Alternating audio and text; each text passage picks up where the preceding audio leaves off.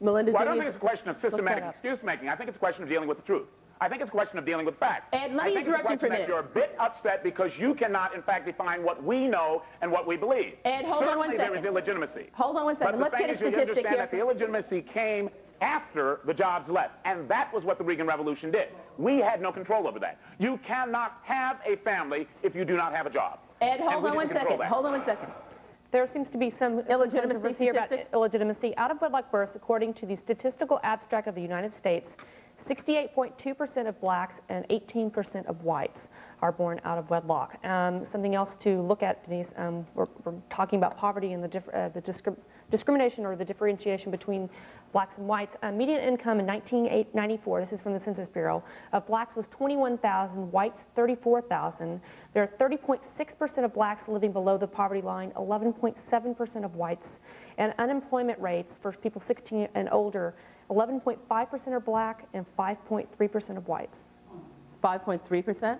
When you listen to statistics like that, that's a problem in this country. What do you say to that, Jared? The problem is everyone assumes that this is the fault of white people, and I think that is the fundamental excuse-making mistake that blacks make. They refuse to take responsibility for their own problems, and they refuse to think they can get ahead on their own. Now, let me ask you. Wait. Now, when you say everyone, you make sweeping statements about everyone. Okay. Are there people in this audience, does everybody agree with that? That all white people are responsible for, wait a second, hold on a minute, let's hear what this lady, stand up, my dear. What's your name? Sharon. I do have a comment in reference to you saying all single parents who's born out of legitimacy are either drug sellers or drug abuser or user. My mother raised six, that's what I'm getting from you.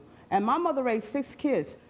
Tell us what you said again. Maybe I misunderstood you. No, I never said anything at all about all illegitimate children end up taking drugs. The fact of the matter is, in the prisons of New York State, 80% of the prisoners came from fatherless households.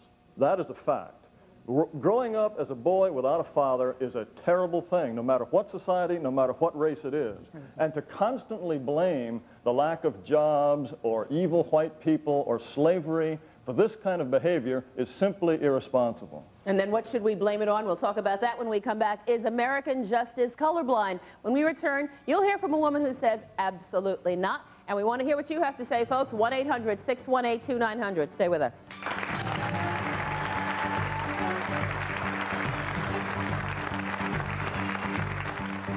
White America must understand and acknowledge the roots of black pain. It began with unequal treatment, first in law and later in fact.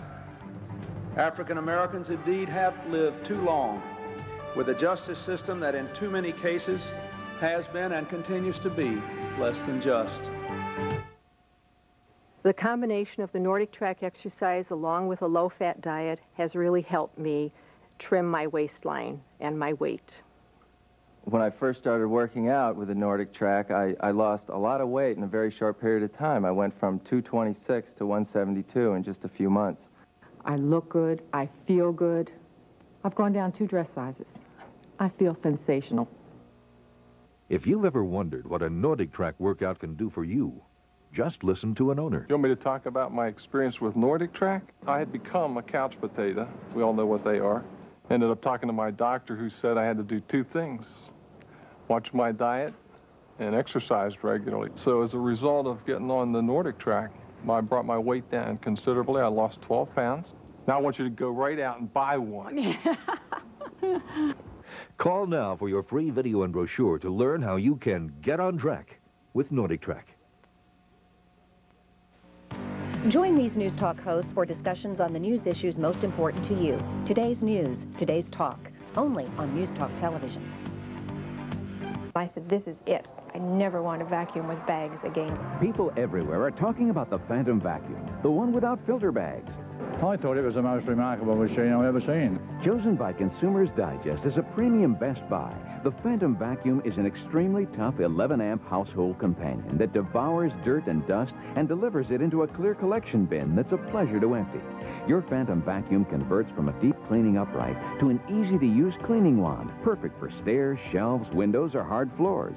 Add the extension hose for up to 17 feet of reach in any direction. And finally, if you or your loved ones suffer from allergies or asthma, the Phantom vacuum comes with a state-of-the-art HEPA filter to help remove household allergens that your family could be breathing. The Phantom vacuum with onboard attachments and HEPA filter is now only $299 plus shipping and handling. For a free video and brochure, call the toll-free number on your screen. There's no obligation, so call now.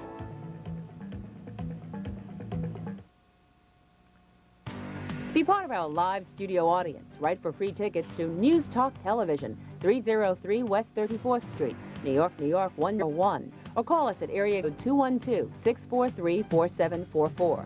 That number again, area code 212-643-4744.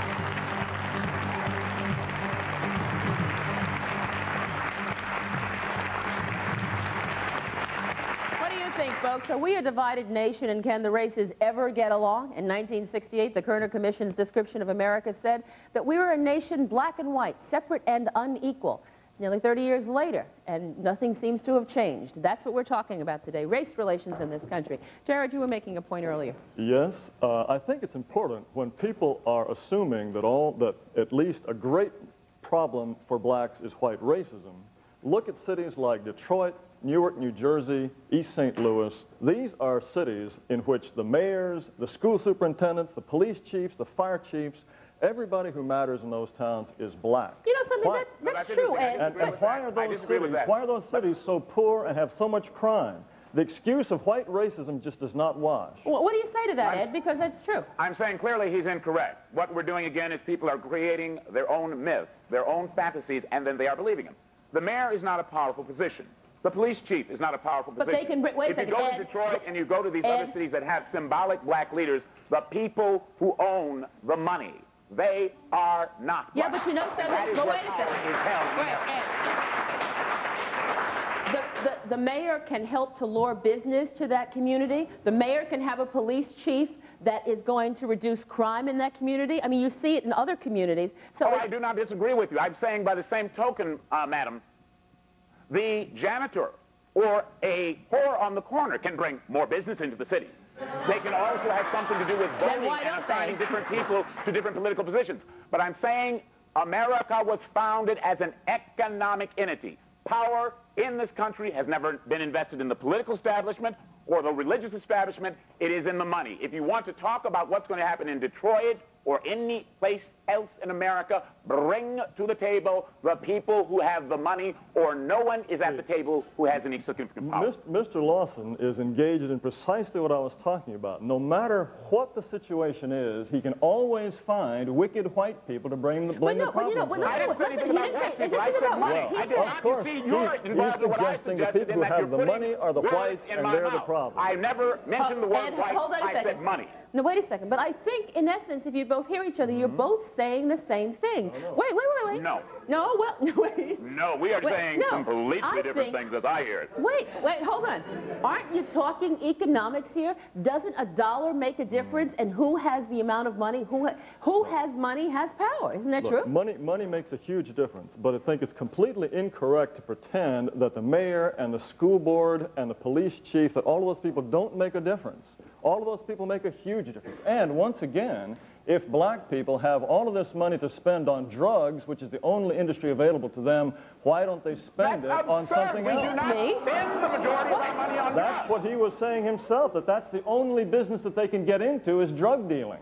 Drug dealing can only happen if there's a demand for drugs and people have money to pay for drugs. Ed? That is interesting. Again, we have slipped into the slippery slope.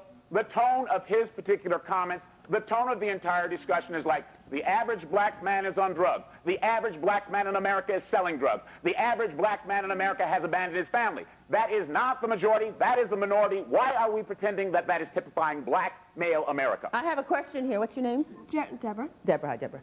Jerry, my question to you is, where do you get off turning around and saying to us that black people can only sell drugs? That's what black people do. No. Because I know I have a lot of friends that are high in industries, that are high businessmen, that are black, that are colored, that are Hispanic, going into different races. You know something? Let me just extrapolate on that a minute. Thank you very much. When people hear